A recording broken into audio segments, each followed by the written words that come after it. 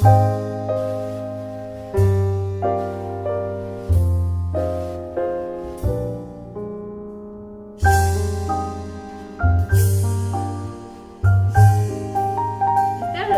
you need to keep up with advancements in technology and stay rooted in your human nature, there must be a consistent and effective way to do so.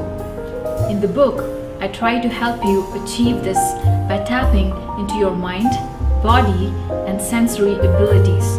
This way, you can elevate your inner human potential. Is there a way of life to unleash suprahuman abilities to create, sustain, and proliferate in human capacity? My book talks about vertical living as such a lifestyle. It is a term I'm coining for the first time in the book. Vertical living is elevated living, elevated in your ability to be aware of yourself in body, mind, and emotions by being compassionate with yourself and your surroundings. It is a way of life lived in depth and connect with the true purpose of your life, the path shown by your inner guide or inner compass or your intuition. From Leonardo da Vinci to Steve Jobs to the founders of Google or Facebook, everyone has displayed vertical living as a lifestyle. Following your inner guide, as most of these inventors in history have done, raises your human capacity. Once you raise your human capacity, the natural tendency for you will be to become creative and successful in your business, social life, and personal endeavors. My book covers this whole process from elevated or vertical living to success in personal and professional life. As a human being, each of us is intelligent and sensitive to emotional, physical, psychological, intuitive, and spiritual input. In the past few years in my journey through self-realization, self-discovery, and motherhood, I found that my overall personality and ability to perform is a sum total of my inner health, mental health, physical health, and input from surroundings. In line with this thought, I recommend vertical living as living in awareness, living in intuition, health, and happiness as a way of life.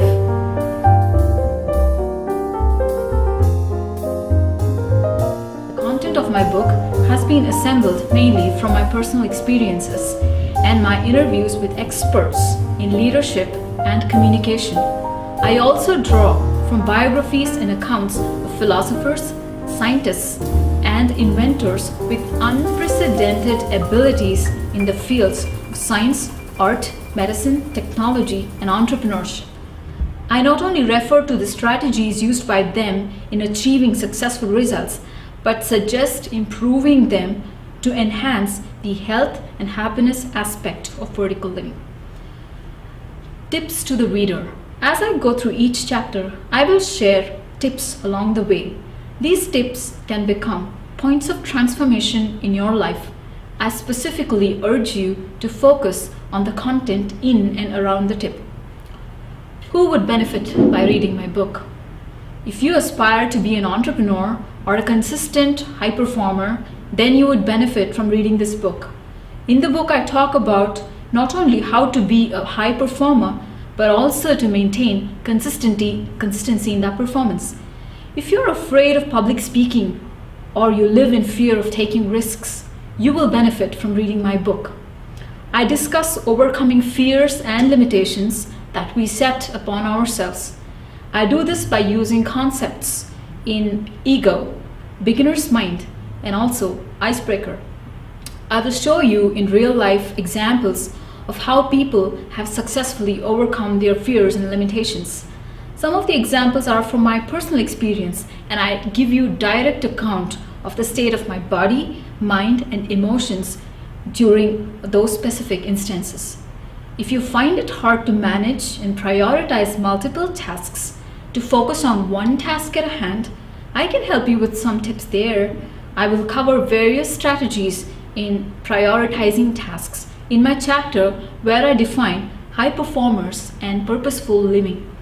These chapters can help improve your ability to focus and see a task to completion. If you find it hard to create a plan and stick to it, I can show you why you are failing. In the chapter on goal setting, my interviews with people who have met tall orders by building high-performing teams can be of big help to you.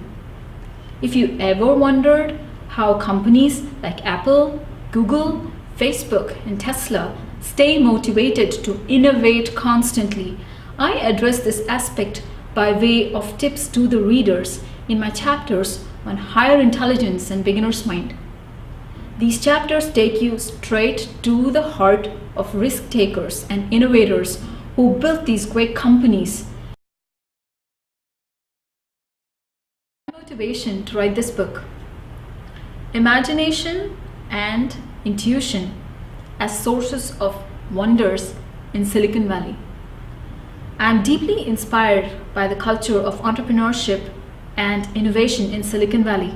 Silicon Valley leads the way in path-breaking innovations and is home to many of the world's largest high-tech corporations and tech startup companies. What I most admire about the giants of Silicon Valley is their innate ability to foresee the future by way of intuition. Consider, for example, Steve Jobs, who built Apple, or Robert Noyce, who was hailed as the mayor of Silicon Valley, Mark Zuckerberg, who connected billions of users on Facebook and encouraged an open culture of learning and sharing, Bill Gates, who was a visionary and an inventor who helped landscape the computer industry, and Elon Musk, who is not only a co-founder of Tesla, but also a leader in driving human abilities to realms of science fiction. Using intuition and foresight, they are able to recreate the future in their imagination and bring it to successful completion in reality. Silicon Valley has been a cradle to such creative thinkers and has fostered them into entrepreneurs of the highest caliber.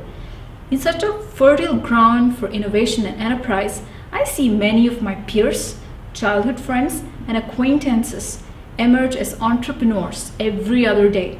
These developments have allowed me to closely witness the intricacies of a chaotic, high energy, and performance driven lifestyle. So, how to maintain the natural rhythm of imagination and intuition amidst chaos? How often do you feel sleep deprived? Do you practice irregular eating habits? Do you thrive on your addiction to caffeine just because you can overcome jet lag and keep up with time zones with your co-workers across the globe? Is your life driven by a constant focus on deadlines, profitability, and performance? Do you spend long hours in commute and constantly interacting with devices like the phone and tablet? Does social media bring you peer pressure? Are you able to sense a lack of real touch and warmth from a fellow human being? To match the demands of such an entrepreneurial spirit, our daily lives have deviated from their natural rhythmic patterns. All the above factors have started sapping human potential.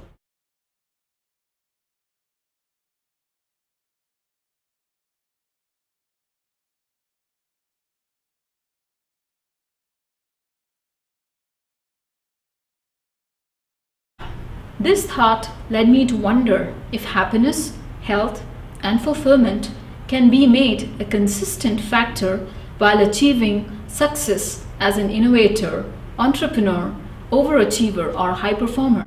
I arrived at the above question from the following specific experiences in my life. After completing my master's in biomedical engineering in Drexel University, Philadelphia, I got married and moved to California for 2 years. This experience clearly highlighted to me that living in Silicon Valley is living in the tech bubble. I witnessed the recession of 2008 in California, and for me, it took me back in journey to the dot-com bubble which I had witnessed in Bengaluru during my college days. In pursuit of my job, I relocated back to Lansdale, Philadelphia in 2009, as part of a contract opportunity. It was in a lot of ways an unknown neighborhood for me. Most importantly, it meant living apart from my husband. Moving there amidst the thickest of winters, with short days of sunlight and heavy snow, left me with very little to do in the evenings after work. I hung out in the downtown Philadelphia with my colleagues and college pals and explored the city quite a bit. It didn't satisfy my curiosity about life. I needed more, and I was aware of the fact that this time away from my family in California was coming to me at a price. I decided to use this time effectively to understand myself better. In my quest for meaning in life, I continued to interact with people of diverse lifestyles, persisted with my interviews, and kept at this, but with no positive results. Finally, my quest took me on an exploration to find a guru who could reveal the secret of a happy, progressive, and fulfilled life. I joined a group of shamans and Buddhists in a meditation group. I asked them if a happy and balanced life could ever be fast-paced or encourage entrepreneurship and high performance. In my quest for meaning in life, I continued to interact with people of diverse lifestyles, persisted with my interviews, and kept at this, but with no positive results. Finally, my quest took me on an exploration to find a guru who could reveal the secret of a happy, successful, and fulfilled life. I joined a group of shamans and Buddhists in a meditation group in Lansdale. I asked them if a happy and balanced life could ever be fast-paced or encourage entrepreneurship and high performance. I dedicated myself to exploring literature, attending workshops, and associating with people of varied cultural and professional backgrounds in the shaman and Buddhist community. I longed to find my guru. I met a lot of masters in shamanism. I learned in intense group sessions from many women masters in shamanism. Their ability to look at life very creatively in terms of energy and balance boggled my mind. It was so refreshing an outlook, so different from the way I was brought up in India and from my experiences in Silicon Valley in California, where I lived previously. They talked about principles in nature as applied to business and entrepreneurship. I will talk more about this in my chapters referencing meditation. I kept learning and absorbing from the valuable lessons from masters. I kept experimenting with my life, and I figured that I had to work on my body as much as my mind, that I needed to balance my intellectual path to self-realization that I had been on. I felt a lot of lethargy getting into a fitness routine, as I had been devouring 1 or 2 books a day after work and attending workshops relentlessly. All this had taken a toll on my health. I developed severe back problems due to unhealthy eating styles and bad posture, and due to my habit of reading books into the wee hours of morning. I dealt with the pain for next 4.5 years and was able to overcome it only after I made core strengthening as a part of my daily routine. I understood that the theory of self-realization quite a bit, and it dawned on me that unless I was fit in my body as much as I was in my mind, there was no point to my intellectual pursuits in understanding. As Swami Vivekananda's famous quote says, "The sign of vigor, the sign of life, the sign of hope, the sign of health, the sign of everything that is good is strength. As long as the body lives, there must be strength in the body, strength in the mind, and strength in the hand." A summary of all my experiences. All these experiences in my quest for happiness, success, and fulfillment in life pointed me to the path of self-realization.